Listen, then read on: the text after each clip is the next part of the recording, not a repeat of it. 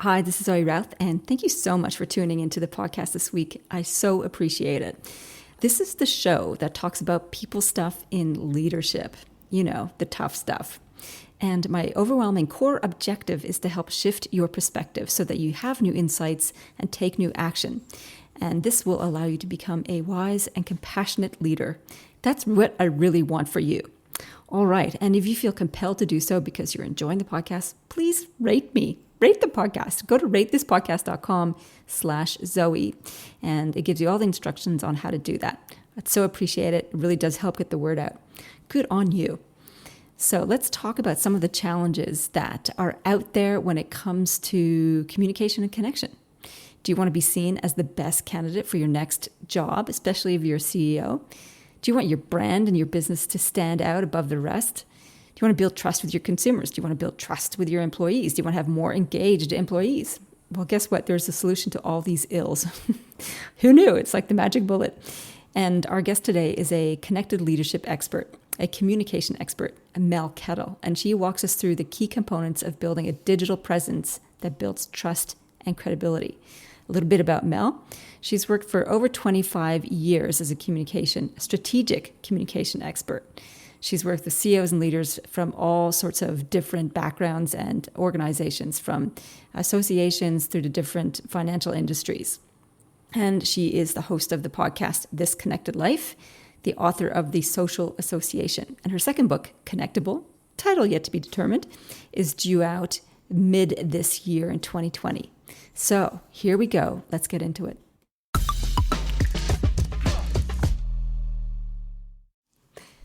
Oh, I am so excited to speak with you, Mel. It's a delight to have you on the podcast. Welcome. Thank you so much, Zoe. I have been looking forward to this for such a long time. That's good. I know. And you even put on lipstick for me today, which is awesome. It's when we're recording this, it's Monday, and neither one of us usually do publicity type stuff. And so it's like, oh my goodness, I'm speaking with Mel. I need to scrub up a little. I'm glad I checked. Yep. It's all good. So I'm going to start with the tough questions first, Mel. Okay. As a connected leadership specialist, I'm interested in how you actually define leadership, and when did you discover you had the capacity to do it? Oh, I love this question. I think I define leadership as somebody who does something that makes somebody else's life easier without being prompted. Nice. So it's not a part of your job. It's just something that you do to improve someone else's quality of life at that moment because you've seen a gap and something and it needs to happen. So I don't believe that leadership is defined by job titles. I think a lot of people in senior positions are leaders by title, but not necessarily by action. And I think leadership for me has always been something that's been defined by what you do and how you do it, as opposed to what you say and how you say it. Nice. And when did you discover that you could actually do that? I think probably when I was a teenager, or maybe even a little bit younger, like in my young teen years. I was always very involved in brownies and Girl Guides, and they teach you to think of others before yourself. And a few of the merit badges that I earned were all about doing things for other people and bestowing kindnesses on other people without waiting for somebody to ask you to do something. Oh, that's really nice. Yeah. Good on the brownies. Good on the scouts. That's I know. Awesome. It was like in hindsight, I just think I learned so much from those years in my life. And I was encouraged to go for the Baden-Powell Award, which in Girl Guides you get when you're about 14 or 15. And I remember at the time thinking, I'm going to do this. And I don't know what prompted me to do it, because I've never thought of doing anything like that or pushing myself that much before. But I did it, and it was really difficult to get. But I just remember being so incredibly proud when I finished that. And that sort of, I guess, gave me a taste for success in the eyes of others, but also made me realise that I could do things that I thought were difficult, and I could overcome obstacles and I could overcome challenges if I put my mind to it. And that was a really big lesson at a young age, which I'm very grateful for. I mean, applying for awards takes courage in the first place. And at 14, oh my goodness, you got a lot going on in that age bracket, let alone to put your hand up, say, look at me. Yeah. And I'm worthy. Wow, that's cool. Good on the Girl Guides and brownies. Absolutely. So you've moved from that, like being in service to others and helping others and putting others before yourself and being of service, into this world of connected leadership. And I love this. There's a quote from Brene Brown I just want to share with you. And she says she defines connection as the energy that exists between people when they are seen, heard, and valued. And it goes on, but that's the part that I remember the most. In your experience and your expertise, what does connected leadership mean to you? There's lots of benefits of connected leadership, but I think connected leadership is how do you connect with yourself first? How do you connect with your workplace? And then how do you connect with your marketplace? And connection is about how do you instill motivation in yourself and in others so that you're seen as somebody who is influential and therefore listened to, and so that you are earning trust. I love that. And so it's a series of behaviors, and words speaking, it's not really going to cut it in most cases, because we've all, I'm sure, worked with people who call themselves leaders, but they're all about them. And you need to put yourself first to an extent, but in the workplace, you need to put your people first. I love that. People first principles are all what I'm about, definitely, Yeah. in the people stuff Yeah. work that I do.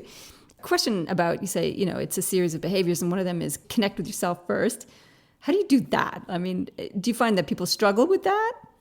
It depends on how you define it. So I define it really simply. You need to look after yourself first, because, when when you're on a plane and they say if the oxygen mask's full, you've got to put your own mask on first and then help others. Well, it's the same with connecting with yourself first. You need to look after your physical health, your mental health, and your emotional health, because if you don't keep your own cup full, then how on earth are you going to help other people? And so for me, one of the things that I'm focusing on enormously this year for myself and connecting on myself is sleep. Because I know when I don't get enough sleep, I don't eat properly, I don't drink enough water, I drink way too much alcohol, way too much coffee, way too much fast food, I don't exercise enough. The little demon starts getting into my head and saying, you're just not good enough. And so everything just collapses in a screaming heap. And so I've noticed, like, probably about a year and a half ago, I made the conscious decision that I was going to be in bed every night, or at least 5 nights a week, by 10 o'clock. I was going to have the lights turned off by 10:30. I was going to try not to set an alarm and just see what happened. And my normal wake up time is between 5:30 and 6:30. So I'm getting at least 7, if not 8 hours of sleep a night, and menopause, hot flushes notwithstanding. And I am noticing that I've got more energy, I'm eating better, I'm sleeping better. And the weeks when I don't make that focus, I'm far less enjoyable to be around. I'm less in service to others. I'm not as responsive to my clients when there's something that tricky might happen. If I'm doing delivery of a workshop, or if I'm trying to write my book, or if I've got a coaching call or a mentoring call, I'm usually not as emotionally or mentally prepared for that because I'm tired. Sleep is a big issue, and I love the fact that it's so much in the social narrative these days. Thank you, Ariana Huffington, for bringing that to life in her book Thrive a few years ago. I love the fact that you're prioritizing it, and I think like in your 20s, sleep was not a topic, but hello, knocking on the door 50. Sleep is like the juggernaut, and it's not just 50-year-olds too. I've heard athletes prioritize sleep. LeBron, the famous basketballer, said that if you're going to be a fit athlete, prioritize sleep, which is like, what, really? Yeah, it's where it all happens. Yeah. So yeah, okay, connecting with yourself is getting the basic personal hygiene, self-care stuff sorted. But I think it's also setting boundaries around how you want to live your life. So one of my boundaries is, like you, I fly a lot and I travel a lot. I've got a fairly firm rule that I never catch a plane before 8 o'clock in the morning. Because if I have to catch a plane before 8 o'clock in the morning, I've got to get up too early, which means I don't get enough sleep, because there's no way I can get to bed early enough to get enough sleep to be up at 3 o'clock to catch a 5 o'clock flight. Yeah, 3 o'clock, wait, I mean, that's ridiculous. Yeah. But Queensland, no daylight savings. If people want me in Sydney or in Melbourne for a 9 o'clock meeting, that's the flight that I have to get. Oh, that's horrible. And so that doesn't happen. I go the night before, or I go later and get there later. Yeah, right. So, but it's about having the confidence as well to be able to set those boundaries and being able to explain clearly why you've got them. So when people say that's a bit precious, you've got a really valid reason behind why you make the choices that you make. Was that a car horn in the No, background? that was the train. That was the train. Like, yes, we like Mel's point on that one. And I live under the flight path, so we might get a plane flying over at some stage as well. Although the house is locked up with the air conditioning on because it's barreling hot today. Well, I did like that point, so we can blow a horn on it. Yep, go for it. I love this notion of self-care and boundaries, and it reminds me of one of my core mantras, which is part of my personal manifesto, which is how you do one thing is how you do everything. And I think that's such a powerful ethos. Not am I strict with it? I think it helps me bring to the fore the choices that we make on a daily basis. And I'm thinking about, and we'll come to it in just shortly, about the social CEO and the priorities of connecting with others and being credible, is that if we start with those core principles of personal self-care and boundaries, we're setting a really important standard and message about who we are as individuals that carries over into other aspects of who we are as leaders. And I think that's a really important piece when it comes to showing up in public and building connection. So tell me a little bit about, because you spend a lot of your time, I'm guessing, in helping leaders develop their communication strategy, their personal communication strategy, which I think is an interesting notion. So talk me through, what is a personal communication strategy as opposed to a general comm strategy for a business? So a personal communication strategy is incorporated with your professional strategy, obviously, but it looks at, as a leader, who do you need to have relationships with? So if you're moving into a new role, if you're in a current role, if you've got new priorities, who are the core people that will help you achieve your goals? And who do you need to have solid, connected relationships with? So it might be your EA, it might be your board, it might be your direct reports, it might be your peers, it might be some external stakeholders, it might be some clients, it might be a recruitment firm if you're looking for a new role. So one of the things I help my clients do is map out who are each of these audiences or each of these people who you need to be connecting with, and what's the nature of their role to yours? What's the nature of the relationship in terms of whether it's formal or informal? What are the main things that they care about when it comes to you and your role? And how do you create relationships with them in terms of what's the message? What are the things that they need to know about you so that you can be more inclined to achieve your goals? Well, let me ask you about that. That's an interesting one. So what do they need to know about you to help them achieve your goals? No, to help them help you achieve your goals. Help them help you. To help them help you. Yeah.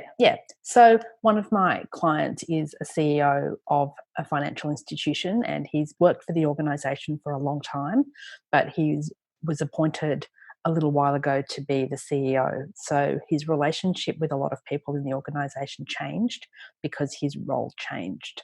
And so he'd never had an EA, and so he had to work out, how do I work with an EA, and how do my EA and I work together so that I achieve what the board expects me to achieve. Is that a dog barking? I don't know what that was. I thought that was at your end. That was like a dog going, yes, like that point. So with that one, so like CEO to EA, and the question about what do they need to know about me, what kinds of answers came up with it around that? So it's things like, how do you like to be communicated with? How organised are you? How do you like your diary to run? Are there key times of the week when you just need that blocked out in your diary so that you can do deep work? Or how do you like to batch tasks? Or when do I put phone calls through to you when you're in your office? Is it whenever they come in? Or are there times of day when you're not wanting to speak to people on the phone? How much do I act as a gatekeeper? And how much do I let people in? Okay, cool. All right, now I interrupted your flow. So we were talking about personal connection, and one of them is mapping audiences, nature of the relationship, and what do they need to know. And it's also looking at, so if it's an external audience or if it's your workforce, where do they go to get information? So, and how do they like to receive information? And that's particularly important because we've got up to 5 generations in many workplaces and marketplaces today, and they all like to get information in a different way. I can see Zoe's counting on her fingers. So we've got traditionalists before boomers, and they're currently the youngest in the traditionalist category is 75, and there's still a lot of 75-year-olds in the workplace, and there are an enormous number of 75-year-olds and older in the marketplace Holy who are cow. making big decisions. And I can't remember who I read this research from recently, but people over the age of 50 or 55 control 40% of the wealth in the marketplace today. So a lot of organisations focus on millennials in terms of income, but most millennials are either thinking about having children, have just had children, thinking about a mortgage, have just got a mortgage, and don't have as much spare cash to splash as traditionalists and boomers. Yeah, right.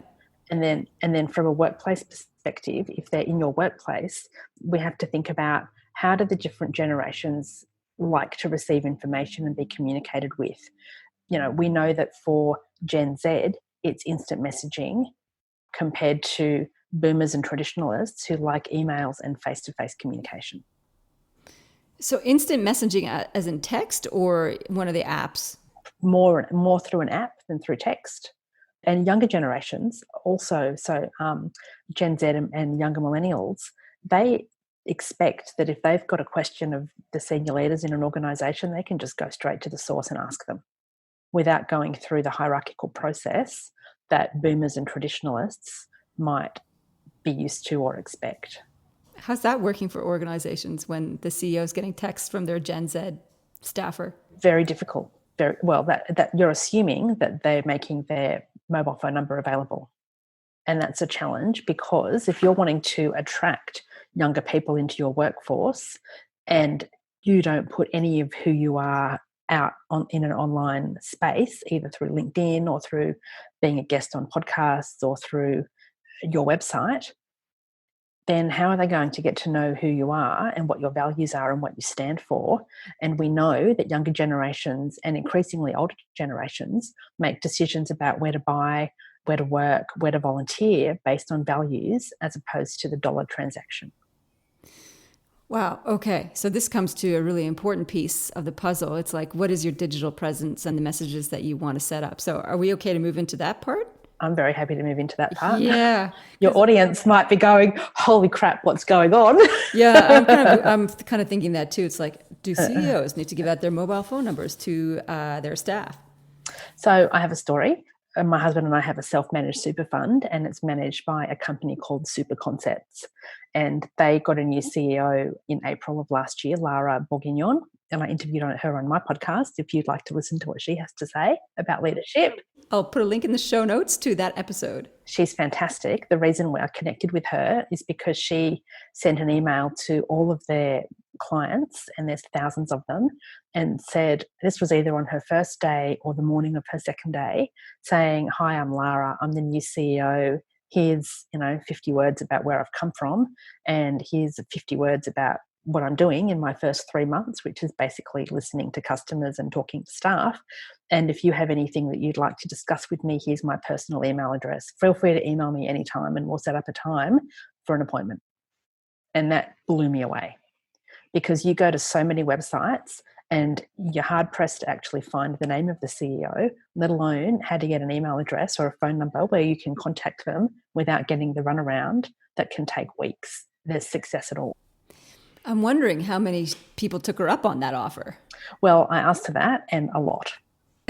So many that she had to hire someone to manage the response to those people and to get them so that somebody could manage her diary, to get them all into her diary so she could have a conversation with every single one of them who wanted a conversation. And she said it took, when I spoke to her on my podcast, it was probably November last year. So she'd been in the role for about 8 or 9 months. And she said she was just getting to the end of talking to people who had reached out to her in her early days. Wow. So it was 8 or 9 months of listening as opposed to 3 months. Yeah. So she also did an official listening tour around the country, primarily with staff, but also with customers in different cities. And she was very, very open to, hearing the good, the bad and the ugly. Okay, so this is one strategy in order to make yourself as available as a leader is to put the message out saying, this is where I've come from, this is what I'm after. And this is also like, this is a timing thing. She's a new CEO. I'm putting that out there. So that's a specific time-bound strategy, unless she carried it over. Has she carried it over? Like, you're open to contact me and... Oh, she's happy for people to contact her anytime. And every single one of their clients now has her personal email address if they've kept that email. Can you imagine the CEO of Westpac did that? Just given it the financial... No. Obviously, you need to make sure you've got people in place to help manage that process for you. Yeah. But, Yeah. There's no reason. I used to do some work with Microsoft, and everybody at Microsoft knew Bill Gates' email address. It was billg@microsoft.com. And anybody globally could, in the company or external to the company, could email him at that email address. And he had somebody who managed it, but you felt that you were getting direct to him. Yeah. And that was an amazing feeling as a contractor or as an employee or as a customer to know, I know his email address. And if you do, though, and somebody else responds on his behalf, do you still feel like you got personal attention? I think it depends on what the nature of the email is. Yeah, okay. I think and I've got no doubt that a lot of them would have gone straight to him if they were critical enough. But, it's like when you go to an emergency room at the hospital, you get triaged. And I would assume that these people would have somebody triaging the emails that come in. It's a very different message. So I've listened to Tim Ferriss has apparently a whole document that you get if you try and email him, ask for stuff, where it says, this is what I do not do. So if you're making requests for book blurbs and blah, blah, blah, blah, forget it. And so you get ping backed. And then James Clear has recently initiated a canned response like that. If you email him, which says, I get over 500 emails a day, I can't possibly handle them all. So these are the things that are common questions with common answers. And so you basically get a thanks, but no thanks kind of response. But I quite like that because it's still saying you're getting a response. And, another friend of mine does that. She's got a small business which gets hundreds of emails a day because she's got a very successful blog off the back of her business. And for years, she's said, these are the common questions I'm asked, and here's a link to take you to the answer. And if it's any of these other things, if it's anything that's not mentioned here, then I'll respond. Yeah, right. So she doesn't want to be sending the same email, with the same thing that she gets asked. And those three people that we just mentioned, they're all small business owners. They might be big names, but at the end of the day, they're small business owners. Yeah. It's no different to if you email or if you look on a website for information about the opening hours of a cafe. I'm sure, good business owners should have processes like that in place that automatically respond to the most commonly asked questions that they receive. Yep. Okay, well, that's good to clarify all that. So let's talk about digital presence for a CEO. What does that really look like and why is it important? So it depends on, again, who you are and where you are and what you're wanting, who you're wanting to communicate with. I think that, for example, social media presence is essential for CEOs and senior leaders, especially if your role that you're in is not your last role.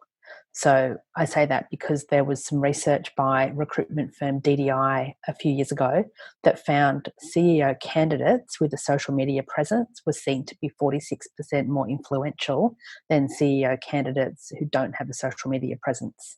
Oh, let's pause for a second. That's an incredible statistic. It is, isn't it? CEOs with a social media presence are seen to be more credible, did you say? More influential. More influential by 46%.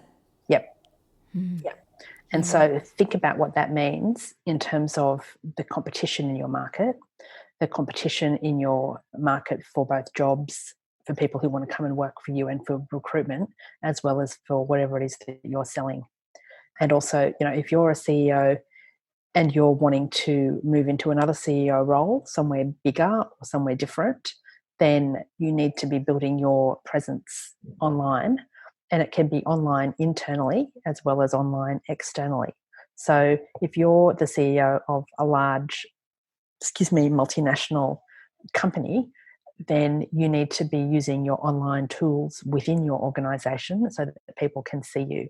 And that could be through things like making sure you post regularly and comment regularly on tools such as Yammer or Facebook Workplace, if you've got one of those tools, or whatever your intranet tool is within your organization.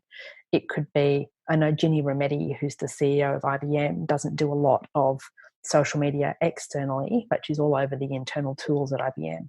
So there's internal podcasts, there's internal videos, there's internal times during the month or the quarter where it's ask the CEO for an hour on a live video chat where you can turn up and ask your questions by typing them into the chat box. So that's how you can build your digital presence internally. But also you need to think about, how do you build your digital presence externally if that's important to your organization and to you. And that's things like, how do you use LinkedIn? Or it's, first of all, it's knowing where your who your customers are and where they are. So if you're B2B, then presumably it would be LinkedIn. If your business is a consumer brand, then you might need to have an active presence on Facebook or on Instagram. If you've got a consumer brand and your audience are kids, then perhaps you need to think about what can you do on TikTok as an individual to be getting in front of people in terms of showing how your products and your services work. It's not just social media though, it's how do you use video content? How do you use audio content? How do you use podcasting? How do you, there's a great TV commercial by Spark New Zealand which says the youngest generation, they call them Generation Voice because they don't go to Google, they ask Siri. And it's a beautiful ad that this little boy says, "Is Santa real?" And Siri answers. And oh my God, I so want to do that right now. At the end of the commercial, you can see him saying to his parents who were bribing him with, if you don't go to bed, Santa won't come. He's like, "We really need to talk." And it's the most beautiful ad, but it just symbolizes where communication is going. So, kids, my nephew, when he was 3, knew how to use my iPad and he'd never really even seen one. I remember when my stepson, who's now 19, was in high school, he would say to me, "How do I spell whatever the word was?" And I'd say, "Well, let's sound it out." And he'd say, "Don't worry, I'll just type what I think it sounds like into Google." Whereas now you can just say to Siri or Alexa, "How do I spell, chocolate?" And it will respond. Yeah, it is a brave new world. I'm still distracted by asking Siri. Oh, no, same. Like, what are some quintessential childhood questions that Siri could provide the answer to? But does Santa exist? Who's the tooth fairy? Think about some of those questions. But also think about, if you're negotiating pocket money with your kids, you could ask Siri, "How much pocket money should I get?" No. All right, I'm totally Googling those ones, Siriing those ones, pocket money. Okay, cool. But as a CEO or a leader, while you may not be selling your product or wanting under 10s in your workforce just right now, they're going to be looking for part-time jobs in 4 years' time, and they're going to have significant income to spend fairly quickly. And, the influence that kids and teenagers have on household spending is immense. And that's always been the case because of the pester power, which is what we used to call it years ago.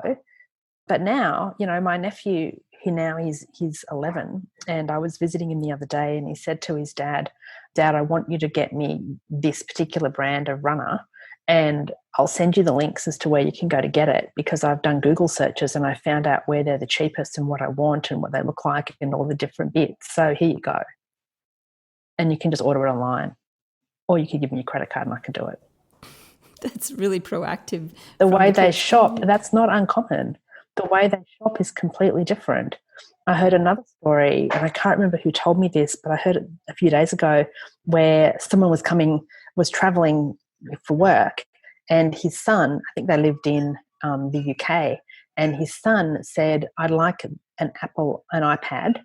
And I've Googled and I've looked at exchange rates, and the cheapest place for you to buy it is at the Apple store in Sydney. So when you're in Sydney, here's a printout of what I want and what it's going to cost you in Australian dollars. And here's what the exchange rate is at the moment." And he'd done all this homework, and this kid was about 15 or 16. But he'd done this degree of research and said, "Sydney Apple, Dad, I know you're in Sydney.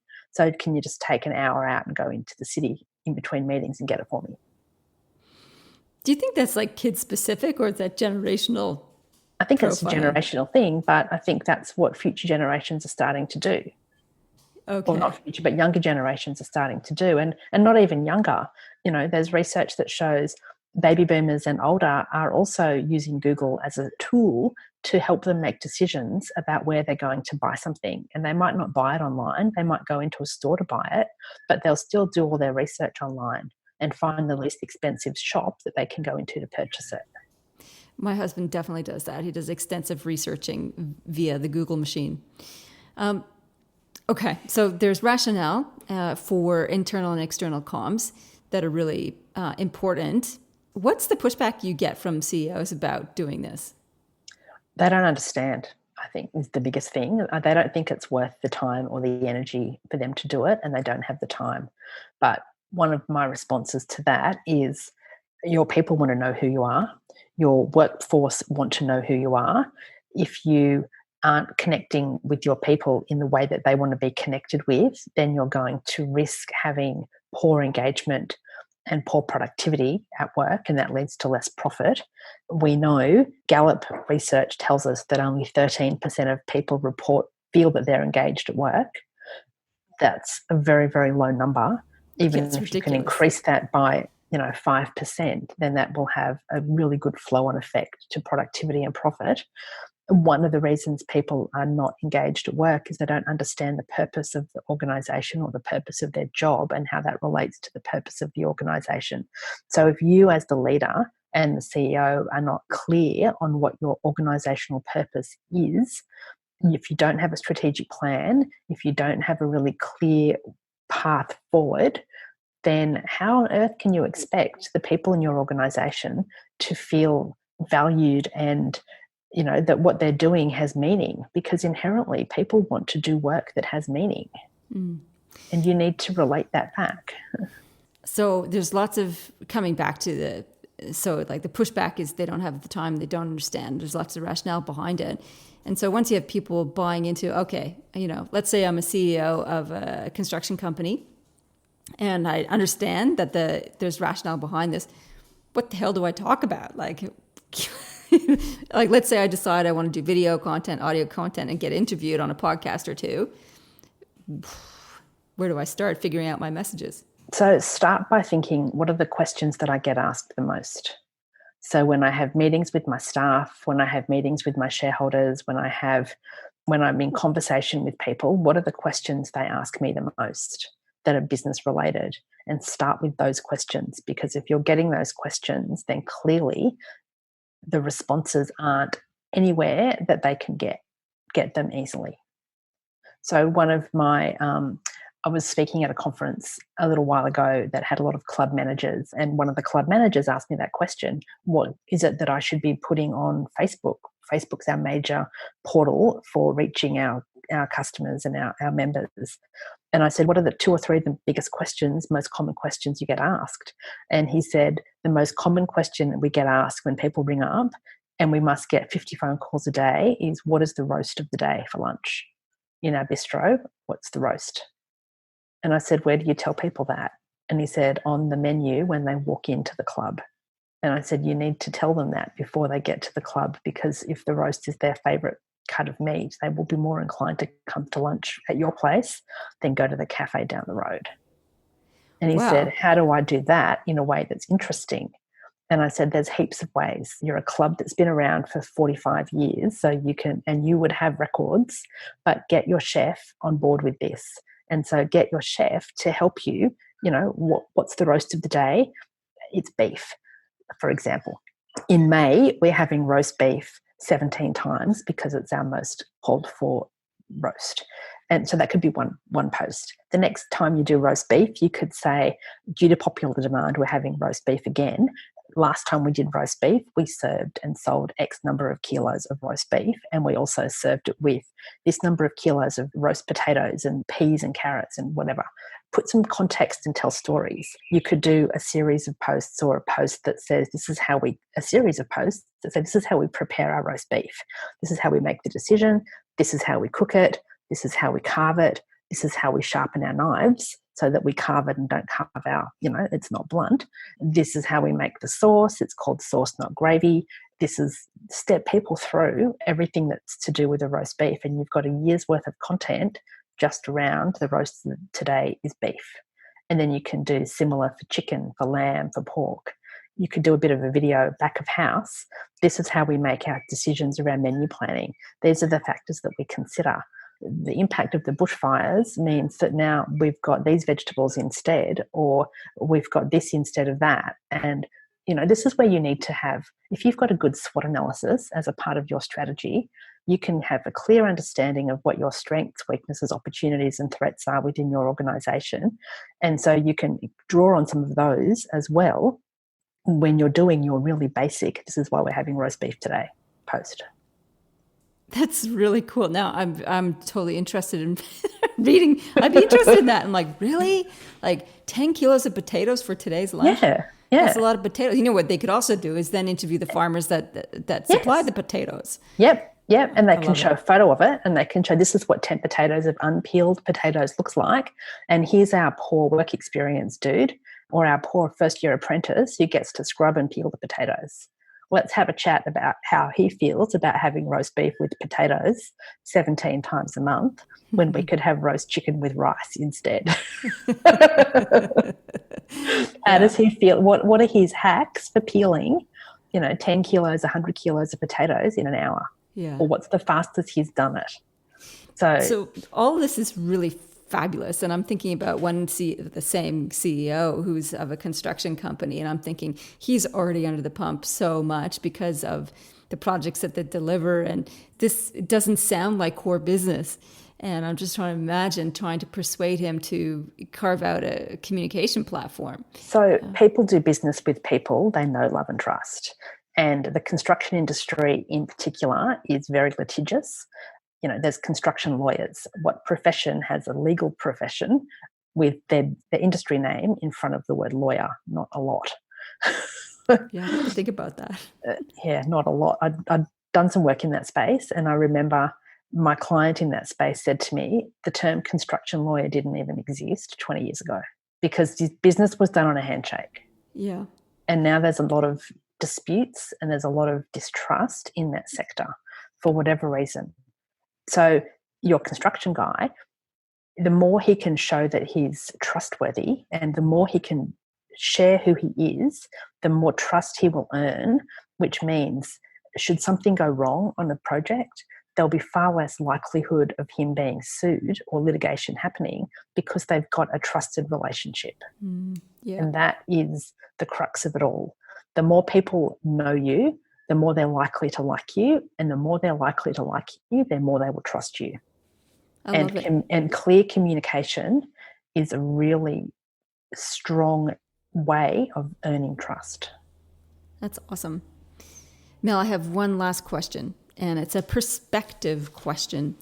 So we're zooming out of the connected leadership piece, and it's linked, I guess. So I'm curious, a change of perspective. Have you ever experienced a change of perspective from something that you heard or read on social media from someone? Oh, all the time. You make decisions about who people are and what they stand for based on what you read and see and hear in the media. And whether that's in the paper that you read or the radio stations you listen to or the TV news that you watch. And it's very easy to get a skewed view of who people are based on how the media want to portray someone.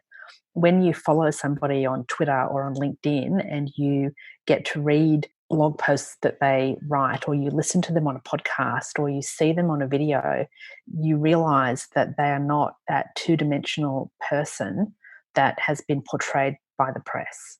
There's more to them, and you get an opportunity to see where those similarities between them and you might lie.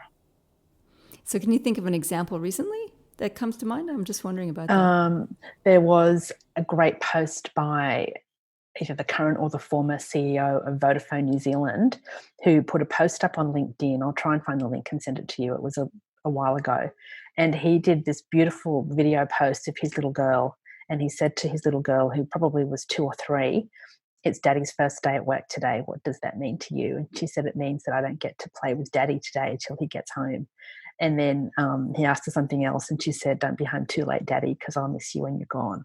And I just thought, that's bringing his human side and his personal into his professional, because I don't know a single parent who can't wait to get home to see their kids at the end of the day, or somebody who is excited about getting home and seeing somebody else that they love at the end of the day.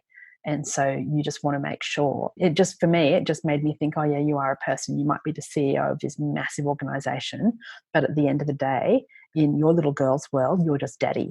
And I want to play with Daddy. So don't get home after I've gone to bed tonight, please, Daddy. That's lovely. I think that's lovely. So that's sort of opening up the world of the human side of things. Yeah. And the more we can incorporate personal stories into our external communication, then the more people will feel that they've got something in common with us. You don't need to be warts and all with your personal stories, but it could be as simple as, when you get back from a holiday, put a post of, I've just been away for this number of, days, weeks, months. This is where I went. Here's a photo. And this is something that I learned, or this is something that resonated with me, and that has a business message. So you can combine your personal and your business, and people expect now that they're doing business with whole people. You're not one person at home and one person at work, or you shouldn't be if you're really wanting to earn trust. You need to be that same person in as many different places as you are. That's fabulous.